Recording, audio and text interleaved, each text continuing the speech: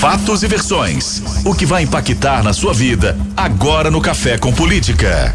Que hoje vai tratar de reforma tributária, conversando com um dos participantes, coordenadores do grupo de trabalho que trata da reforma, o deputado federal Nilton Cardoso Júnior, do MDB, que está aqui conosco nos estúdios. Olá, deputado, obrigado por estar conosco. Eu que agradeço, Guilherme. Bom dia para você, bom dia, Thalita. Bom dia, deputado. Bom dia a todos os ouvintes da Rádio Super, todo o povo querido da nossa região metropolitana de Belo Horizonte, especialmente a nossa base aqui em Contagem. É uma alegria estar aqui e falar desse tema que é tão importante para a vida de todos os brasileiros. Deputado, já tivemos a primeira rodada de conversas. O senhor, deputado Reginaldo Lopes, também esteve por aqui conversando com o FIENG, com o governo de Minas, e todos eles, de maneira uníssona, apresentam apoio à reforma administrativa. A reforma tributária. Eu tô com a administrativa aqui na cabeça. Todo mundo apoia.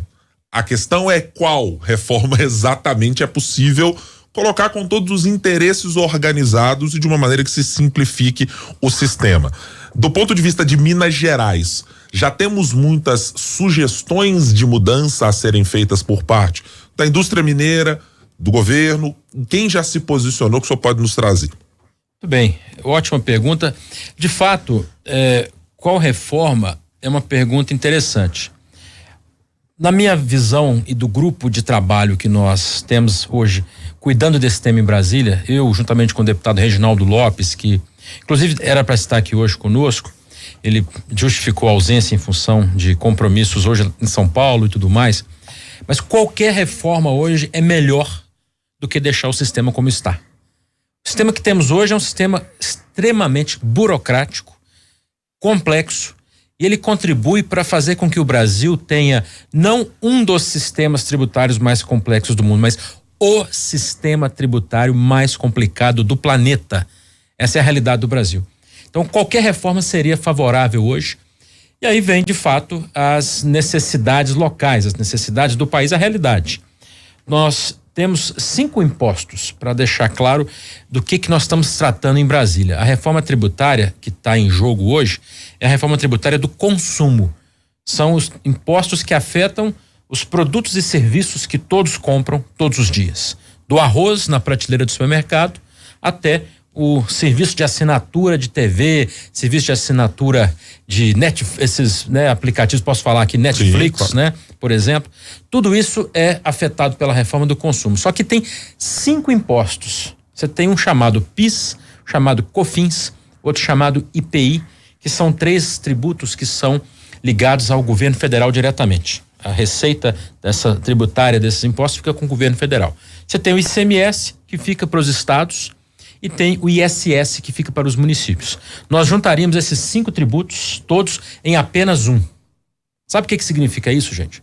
Significa você diminuir de mais de 20 obrigações acessórias, desde cadastro no site da prefeitura do município até os chamados registros. Tem um tal de PERDCOMP, não sei o que mais, de controles que você faz no governo federal. São 20 obrigações diferentes ou mais, passa para um apenas registro e apenas uma guia de pagamento. Acho que isso é uma mudança que é muito favorável para o país. Deputado, há aqueles que criticam, os pontos da reforma tributária aí, dizendo inclusive que, a exemplo de outros estados, esse não é um modelo que daria certo em Minas Gerais. Como contrapor e como conversar com essas pessoas, geralmente autoridades, setores expressivos aqui no estado, de que seria então esse o melhor caminho? Lembrando que a gente tem aí o aval do governador Romeu Zema, que discute inclusive com os deputados essa reforma. Muito bem, Thalita, boa pergunta. E até fiquei de responder para o Guilherme quais são as mudanças, propostas. Eu vou trazer um dado aqui da FIENG, que é a Federação das Indústrias de Minas Gerais. A indústria mineira, ela tem, por tradição, uma atividade de muita exportação. Ela exporta muitos dos seus produtos. E é interessante que a exportação, por lei, ela é isenta de impostos. Você não deveria pagar nenhum imposto em cima dos produtos exportados. Mas chegou um dado da FIENG para nós de que toda a cadeia produtiva da exportação da indústria mineira, ela acaba carregando um pouco de imposto que você não gera necessariamente crédito na hora de exportar. Então é o chamado resíduo tributário da exportação. Esse resíduo da indústria mineira chega a 7% do valor das exportações. Tem produtos industriais, principalmente, que concorrem em cadeias globais de fornecimento. É muito difícil um produto ter grandes margens competitivas, grandes margens de lucro nesse cenário internacional. Então, 7% faz a diferença entre o produto trazer vantagens para a empresa ou não. É a diferença entre ser competitivo ou não. Então, nós precisamos eliminar esses resíduos a partir da reforma. E a reforma tributária, ela vem com uma ferramenta chamada não cumulatividade, mas é a não cumulatividade plena. Isso significa que, ao longo de toda a cadeia produtiva, os impostos que são cobrados, eles são transferidos para a cadeia seguinte como crédito. E no final apenas que você tem o custo do imposto. Mas como é exportação, você não tem esse custo. Consequentemente, nós eliminaríamos, só com a reforma tributária hoje, 7% de resíduo tributário da indústria mineira, ou seja, transformar uma indústria em uma indústria mais competitiva, mais eficiente. É o que eu estou chamando aqui de reforma tributária dos 3 P's. Mas daqui a pouco eu falo sobre isso. Pode explicar, por favor. Então vamos lá. O que nós chamamos de reforma, uma tributária eficaz, que traz de fato resultados, é a reforma tributária que mexe na polis, ou seja, nos municípios. Primeiro P. O segundo P é uma reforma tributária produtiva, ou seja, ela traz de fato mais competitividade para os setores diversos da economia. Eles ficam mais fáceis de operar, mais simples, reduz o custo de alguns setores. E é uma reforma tributária proficiente, o que quer dizer o seguinte, que ela vai permitir que a máquina pública tenha mais facilidade de controlar quais são os impostos, que na verdade vai passar a ser no caso do consumo, e além disso, ter mais facilidade de arrecadar. Com isso, você traz um impacto econômico equivalente ao plano real, ao que teve o plano real para a economia brasileira. Deputado, para entender especificamente sobre alguns setores, já que estamos falando de consumo, a gente tem setores em que há muitas especificidades, em que, assim como acontece nesse 7% de imposto que o senhor citou na indústria, se pegarmos, por exemplo, a base de um setor de saúde, qualquer valor, qualquer recurso de um espaço em que há evidente subfinanciamento, especialmente no setor público, mas ainda no privado também, para aqueles que têm operações com SUS e etc., também é muito significativo.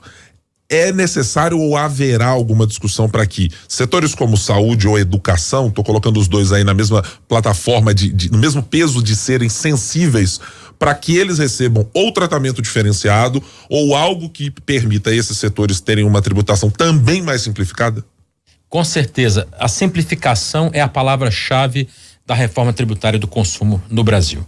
Nós temos que tirar esse excesso de burocracia, simplificar em um imposto apenas em vez de 5 e permitir a chamada não cumulatividade. Então vamos usar o exemplo da saúde, em que determinado insumo, um medicamento, é comprado por um hospital hoje público para aplicar num paciente que está internado num leito clínico, não é nada grave.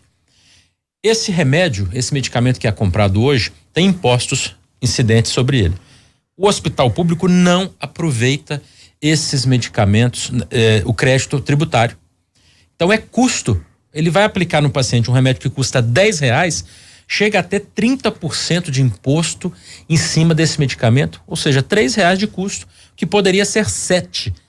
Ou seja, a saúde nossa, que já é subfinanciada, poderia ter uma eficiência ainda maior com redução de custo nas compras dos insumos.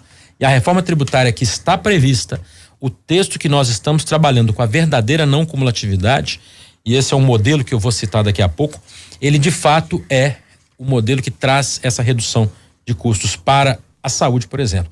E junto com a saúde eu tenho mais 4 setores que eu vou nominar aqui como setores preocupantes. Se eu já puder entrar nisso, claro, Guilherme. diga, deputado. É o seguinte, saúde, nós não temos como absorver qualquer aumento de custo para ela, especialmente com impostos, a gente tem que fazer o contrário. Educação da mesma forma. Se hoje nós aumentássemos os impostos na área da educação e que afetasse, por exemplo, as escolas particulares no Brasil, e vamos dizer que esse imposto inviabilizasse a escola particular de funcionar. Sabe quanto custaria isso para o Brasil, Thalita? Significa 330 bilhões de reais a mais de custo para absorver os alunos da escola privada na escola pública. É inviável, é impossível. Então nós temos que ter um tratamento diferenciado para a educação. Da mesma forma, o setor de transportes. Nós não podemos absorver aumento de custo no transporte público, no transporte de pessoas, que hoje já é deficitário, já é um sistema que muitas vezes gera caos, gera greve, gera dificuldades para o cidadão, especialmente nas grandes metrópoles. E, consequentemente, dois últimos setores que são também críticos na reforma, que é a parte de alimentos e agricultura. Nós não temos e o compromisso da nossa reforma em Brasília é proteger a população contra aumento de impostos. Essa reforma ela vem para simplificar, não para aumentar a base tributária. Consequentemente, os alimentos têm que estar protegidos. Nós não podemos aumentar impostos sobre alimentos, sobre aquilo que a população come. Não podemos aumentar impostos em hipótese alguma para a agricultura, porque ela hoje é uma base muito forte da nossa sociedade, é uma base muito forte da economia brasileira e é mais competitiva de todos no planeta o setor que nós temos no Brasil. Então essa eficácia, essa eficiência será protegida, será blindada na reforma tributária. Deputado, e como que estão os prazos dessa discussão? Há uma expectativa, o prefeito Wagner disse recentemente que o momento político é favorável.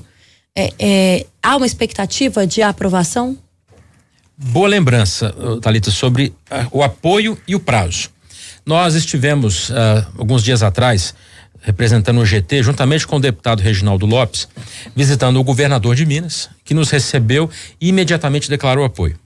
O prefeito de Belo Horizonte pediu um pouquinho a mais de prazo, mas ele disse que preliminarmente também seria a favor da reforma.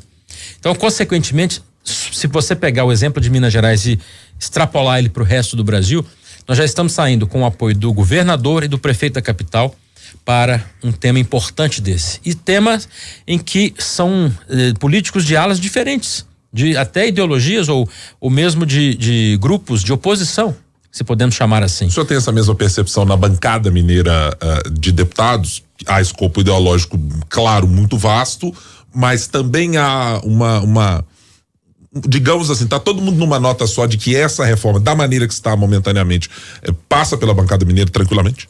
Com certeza. Como sempre o nosso querido deputado Reginaldo Lopes diz, ressalvados os destaques. Protegendo os setores específicos, há uma voz uníssona. Nós precisamos aprovar a reforma tributária para melhorar o crescimento da nossa economia, para garantir o crescimento da economia. Então a bancada mineira, a bancada de toda a Câmara, todas as bancadas com as preocupações que têm específicas, mas entendem que é melhor votar isso. E por isso que o GT está avançando muito no prazo, respondendo a Thalita em relação a prazo. Nós estamos nesse momento fazendo uma sequência de audiências públicas, inclusive sexta-feira, agora dia 31, haverá uma grande audiência aqui em Minas Gerais, na Assembleia Legislativa, a partir das 9 horas, para tratar desse tema, com todos os segmentos da economia convidados, e aliás é aberto ao público, para quem queira participar, mas continuaremos nessas audiências públicas até o mês de maio, quando há a previsão de uma visita oficial à sede da OCDE, para discutir os parâmetros da reforma brasileira em comparação com outros países que adotaram o sistema equivalente, que é o imposto sobre o valor adicionado, para então trazer o resumo desse trabalho todo num texto único que deverá ser levado ao plenário da Câmara dos Deputados ainda no mês de maio de 2023. Vou aproveitar a sua presença aqui, deputado, para tratarmos também de política partidária rapidamente. Estamos falando de uma reforma tributária que é um entrave de longos anos para que o país consiga minimamente tirar dá para chamar quase de entulho jurídico com a quantidade de impostos que nós temos. Partidariamente, tem um entrave para que PSDB, MDB, Cidadania e Podemos consigam estar juntos, consigam ter uma fusão. É algo que está no radar do MDB? É possível fazer isso? Eu posso dizer que nós deveríamos, do ponto de vista de Minas Gerais, e que reflete o estado nacional desses partidos, nós deveríamos fazer uma experiência, pelo menos para as eleições municipais. Não sei se é possível já pensar numa eventual unidade desses três partidos para as eleições de 2026. Mas pelo menos para 2024, eu vejo que é possível. E as discussões estão sendo feitas nesse momento. É aquela tratativa, né, de uma minuta de texto para cá, uma minuta de texto para lá, e a gente tem que sentar com isso em mãos e pensar qual que seria o resultado fruto dessa experiência? Eu vejo ela como muito positiva. Os quadros que existem em todos esses partidos são quadros muito qualificados e que unidos podem apresentar soluções muito boas para as cidades mineiras. Nós estamos conversando com o deputado federal Newton Cardoso Júnior, do MDB. No Café com Política. No Café com Política. Hora do bate-pronto. Ele é denso, ele é pesado. É pesado. Tem que simplificar, isso não é. E conseguirei. Bom, a gente espera conseguir, né, deputado? O mais importante que eu acho, deputado, é passar de fato para a população aquilo que está acontecendo. A população não pode ser pega de surpresa em momento algum. Acho que precisa ter clareza nos temas que são discutidos. Em qualquer instância que seja. Vamos para a hora do bate-pronto com perguntas objetivas e respostas objetivas. O senhor já participou. Para começar, reforma tributária, quanto pode ser aprovada? Em 2023, com certeza. A participação até o momento do MDB no governo Lula é boa, é ruim, não é adequada ou é adequada? Nós estamos avançando bem. O MDB e o governo Zema. Uma relação muito profícua. O MDB em 2024, com candidaturas próprias na capital ou em cidades da região metropolitana? Esse é o nosso compromisso. Conversamos com o deputado federal Newton Cardoso Júnior, do MDB, ele que é coordenador do Grupo de Trabalho da Reforma Tributária. Participou com a gente hoje do Café com Política. Obrigada, viu, deputado? Eu que agradeço mais uma vez a Rádio Super, parabéns pelo trabalho de vocês e quero dizer aqui para a população mineira que pode ficar tranquila. Se nós formos votar uma reforma tributária no ano de 2023, será com a garantia que não haverá aumento de impostos. Ou a gente abaixa o imposto junto com a simplificação, ou esse assunto não vai adiante.